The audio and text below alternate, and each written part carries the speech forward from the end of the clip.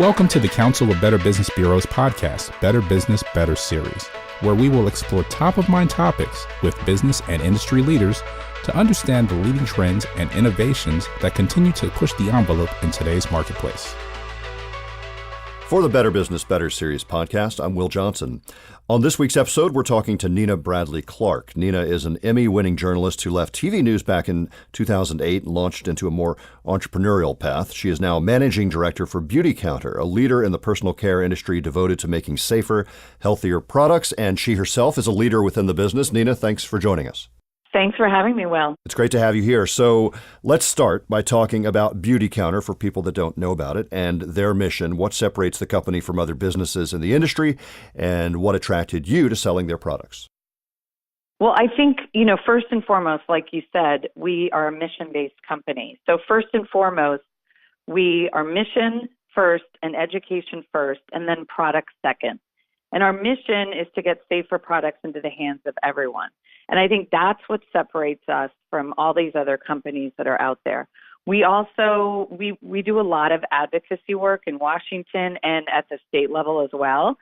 And I think that also makes us totally unique and different from the other guys out there. And then what really attracted me, I think, to this business was that because I came from television news, I realized that this was a similar situation, whereas in television, I was sharing information. That's what I was comfortable doing. I was sharing information through the television. And yes, it was a little different because it was news and information and weather.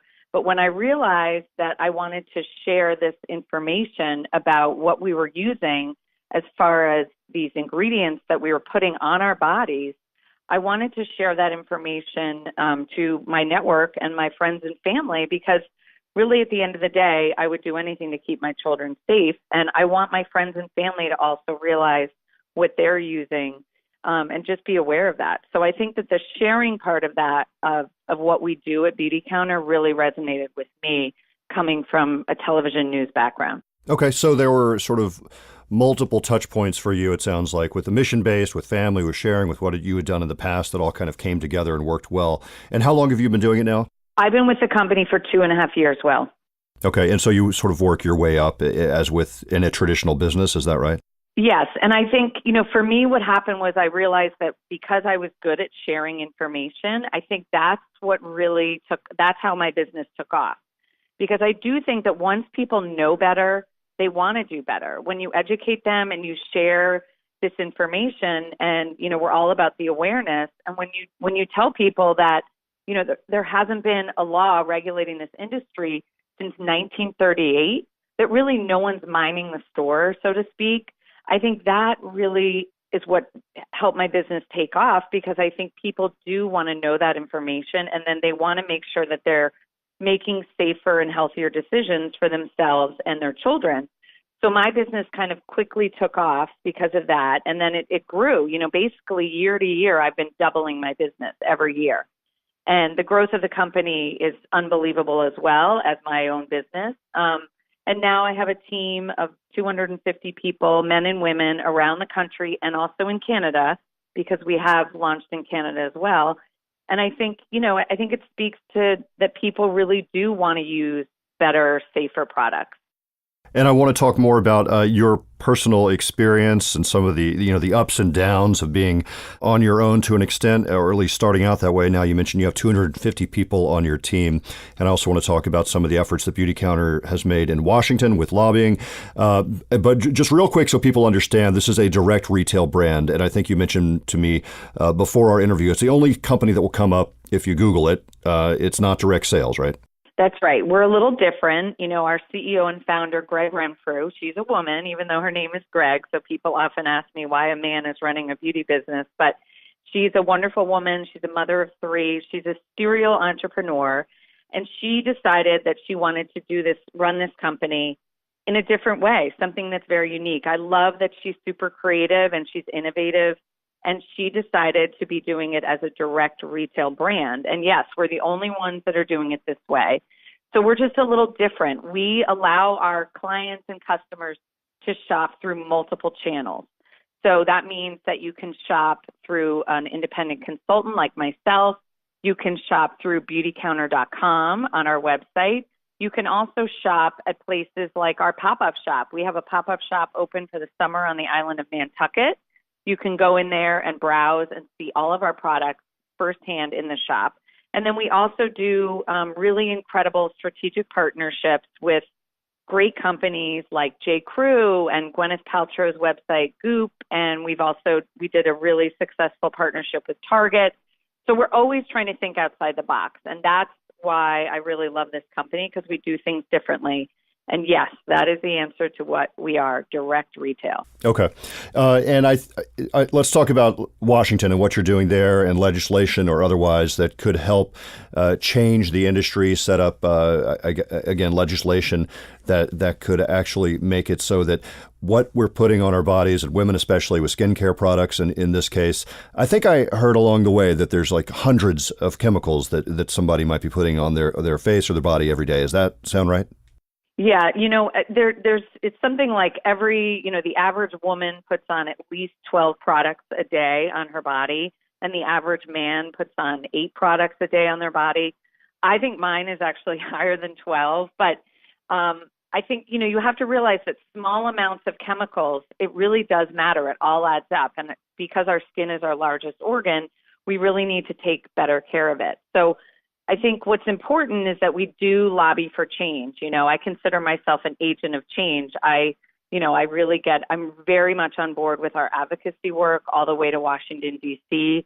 We have a call to action where we really want to get everyone involved in a grassroots way to really try to make our voices heard. And I think that's why we want to grow our company, because to move our mission forward, especially all the way to Washington, we need more voices. When we go to Capitol Hill, which we went to last year, there were 100 consultants that joined the trip from all across America. 50 states were represented. We had meetings, with all states. And you know what? When we can tell them that, this whole group, when we lock arms together, that we all want change, we want better health protective laws in this country. Why is it that, heavy metals are being used in our cosmetics? Why is formaldehyde allowed? Why are parabens allowed? These chemicals should not be allowed into our products every day that we're all using. And I think that's why it's just so important that our voices are heard in Washington. We also do a lot of work at the state level, too. We have meetings, us as consultants, because we love this grassroots effort that we're all involved in. We hold local meetings with our local and state representatives. And we're really just hoping that our efforts are going to force others to change, because at the end of the day, I want the next generation to not have to worry about, what's in their products. They shouldn't have to worry about the ingredients. They shouldn't have to worry about reading these labels. So I think if we can just get our message across, power and numbers all the way to Washington, I really do think that we're making this huge difference. And I love being part of positive change. So, Nina, you mentioned the grassroots effort there, and it seems as if is Beautycounter sort of more or less alone in that realm of working on a grassroots level? Well, we're certainly the leader in that movement. We're the ones, other companies are looking to us as the leaders. We're the ones disrupting the entire industry. Yeah. To be honest with you, we're leading the change in that front. And this is a movement, and we're the leaders, and other companies are, trying to play catch up a little bit with us. But we welcome that. If more companies would join us, we would be thrilled. That's what we want. When we say we want safer products in the hands of everyone, that's what we really mean. We want safer products out there. So we welcome others to join us in this, in this call to action.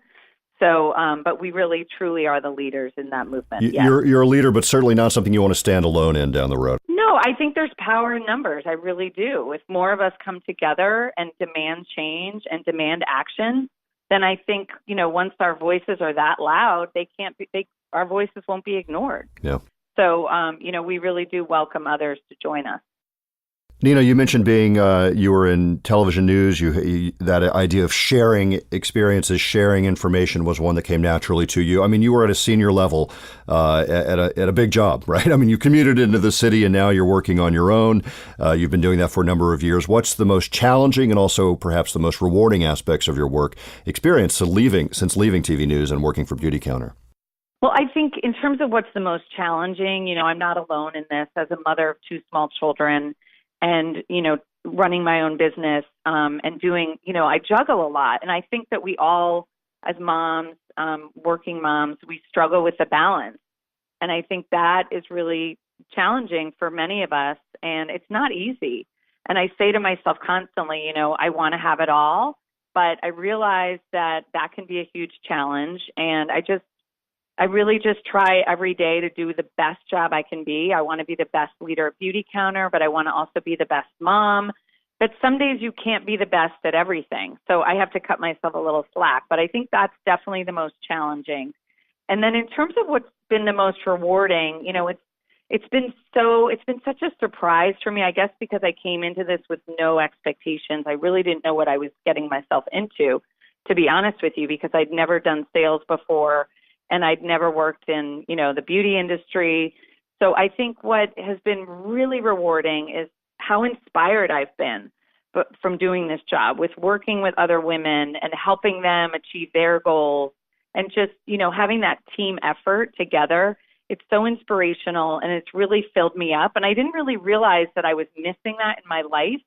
I always knew that I was going to continue being a working woman even after I had children, but I didn't realize that maybe what I was missing was really feeling inspired and empowered. And I think that has just really been such a positive for me. And I really didn't expect that to happen. And because I had no expectations, but it really has filled me up in so many different ways. And I tell people all the time that this has been the best job ever. It truly is, especially for if you have children or if you have another job and you want to work a side job, this is the best job ever. And it's just been so rewarding on so many levels. But who doesn't want to feel more inspired, right? I feel like that's really the message, you know? Yeah, and I love your answer, both of your answers there for the rewards, but also especially on the challenge side, that idea that you have to cut yourself some slack, that you can't be the best at everything. And to be able to maintain that balance is so important. It is. It's hard, but we all struggle with it, Yeah. It's part of life. So it's all about balance. Yeah, it is. And so for someone who is looking perhaps to make a change or to get into doing something like this, or maybe working for Beautycounter, what sort of advice would you have? My best advice is to really take the job. If someone offers you an opportunity, such as the one with Beautycounter or something similar, I would take the job. Because you know what, when someone, especially with Beautycounter, the fact that we can go to work every single day and be financially rewarded for doing this job, which is really to push our social mission forward. Some people say that they would be a part of our social mission, even if it didn't pay them, that people say they might want to do it as a volunteer job. But the fact that we get financially rewarded while also having this, significant impact as part of a social mission, I think that is such an amazing opportunity. And those opportunities don't come along very often. Some people say this is a once in a lifetime opportunity. And I truly believe that it is, because being part of a social mission really does, it makes a huge difference. And to be part of something that is so positive right now, I feel like that is where, people want to be a part of that. Yeah. And so if someone offers you sort of a seat on this rocket ship, I say go for it, because, you never know when you're going to get an opportunity like this ever again. Seize the day. Don't miss that opportunity. I love that. Finally, before we let you go, you mentioned partnerships with J. Crew, other things we can look forward to from Beautycounter. Well, so things to look forward to is, our goal for the next year is really product innovation. We're going to be coming out with a lot of new products. The future's so bright for this company. We're growing like crazy. I mentioned my own business growing, doubling year to year. And that trend is going to be continuing for the company, as well as those of us that are lucky enough to work for the company. So as these new products, innovative products, as they come out, That's only just going to make the future better and brighter for Beautycounter. And our work in Washington is also going to be continuing. That's more stuff that we can look forward to. We're going to really be, trying to make the push to do more things in Washington, D.C. and on Capitol Hill. And I also believe that more women and men are going to be taking advantage of this incredible business opportunity to join Beautycounter, because when they see the growth of the company, it does blow your mind. And, like I said, if someone offers you that opportunity, you want to jump on board. Yeah, so cool. All right, that inspirational and positive. We love your message. Nina Bradley Clarke, thank you so much for talking with us today. Thanks so much, Will. All right, if you'd like to learn more about Beautycounter, go to beautycounter.com. And Nina Bradley Clarke's personal page is beautycounter.com/Nina Bradley Clarke. If you'd like to learn more about the Better Business Bureau, visit us at bbb.org. For the Better Business, Better Series podcast, I'm Will Johnson. You just enjoyed Better Business, Better Series podcast. Be sure to tune in next month for a brand new episode. To learn more about our other shows, visit betterbusiness.blueberry.com. That's betterbusiness.blueberry.com and subscribe. The thoughts and opinions expressed on this podcast are the views and opinions of the guests, not those of the Better Business Bureau, Council of Better Business Bureaus, or program affiliates. This podcast is for information and educational purposes only and is copyrighted with all rights reserved. This podcast is protected by Blueberry's Terms of Service.